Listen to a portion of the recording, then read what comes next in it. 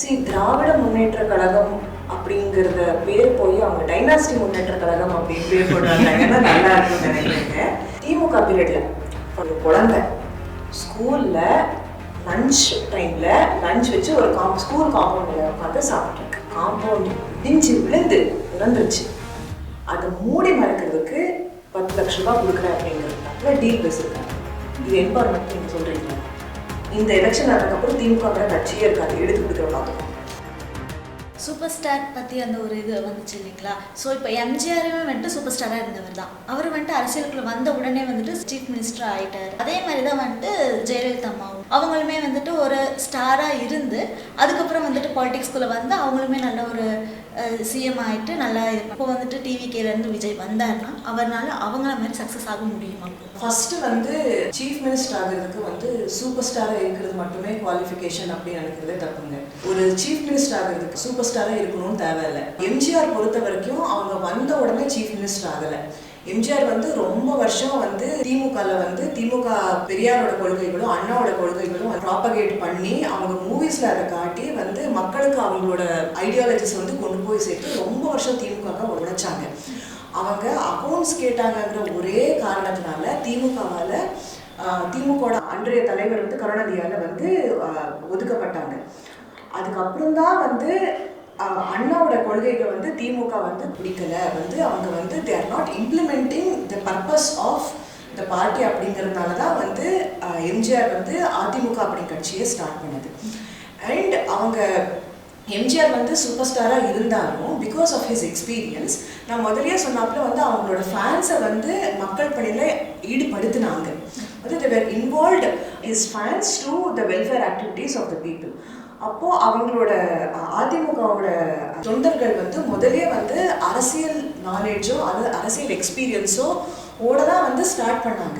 So he became a chief minister and once he became a chief minister because of his welfare schemes வந்து மக்களுக்கு அவங்க பண்ண பாலிசிஸும் ஸ்கீம்ஸும் வந்து மக்களுக்கு இஷ்டப்பட்டுனா வந்து அவங்க படுக்கையாக இருந்தால் கூட அவங்க சிஎம் ஆனதுக்கு reason because of the extraordinary work he has done as a CM. And next Jayalalitha Amma varlam. Jayalalitha Amma was an extraordinary actress. There is no absolute superstar. There is no doubt about it. But even Jayalalitha Amma, when she started, she didn't become chief minister. Vanda odana vandu chief minister agala. The very first role of Jayalalitha Amma vandu she is a propaganda secretary of IDMK. First அரசியல் knowledge கற்றுக்கிட்டாங்க, ideology என்னங்கிறது கற்றுக்கிட்டாங்க.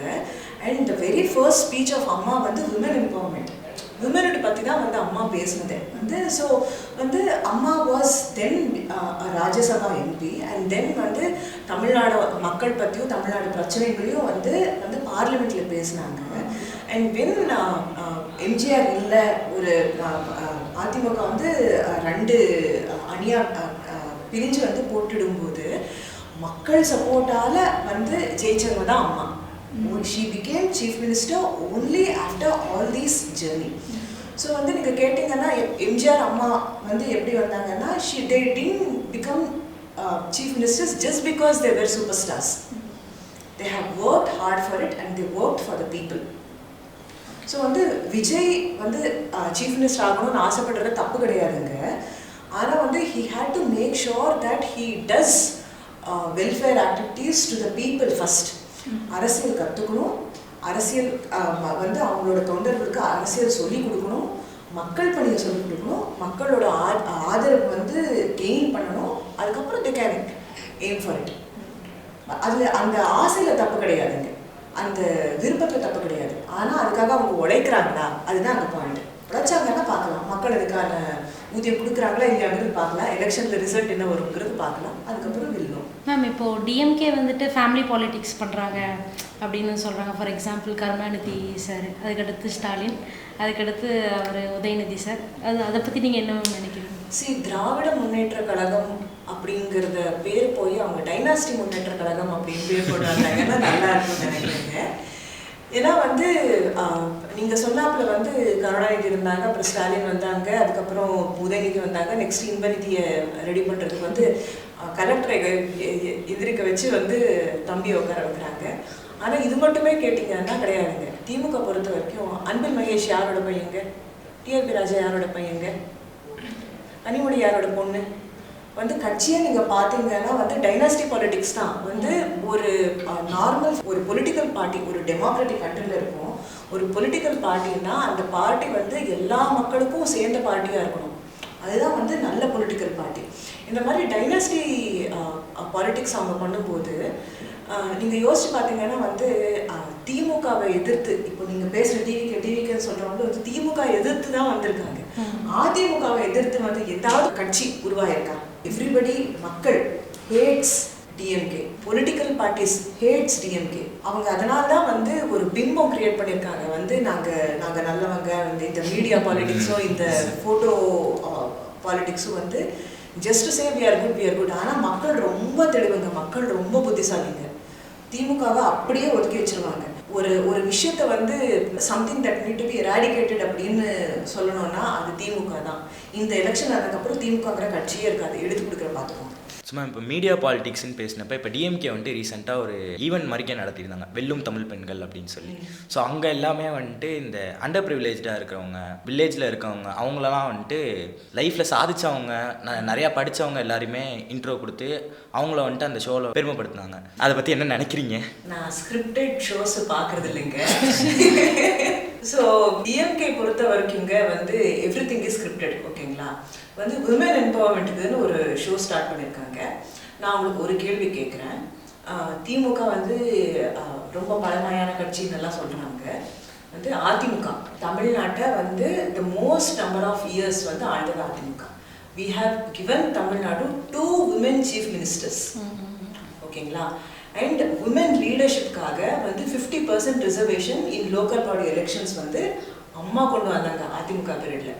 என்ன மாதிரி வந்து political background இல்லாத ஒரு politically interested யங்ஸ்டரை வந்து நரிஷ் பண்ணி பாலிடிக்ஸில் கொண்டு வராங்க.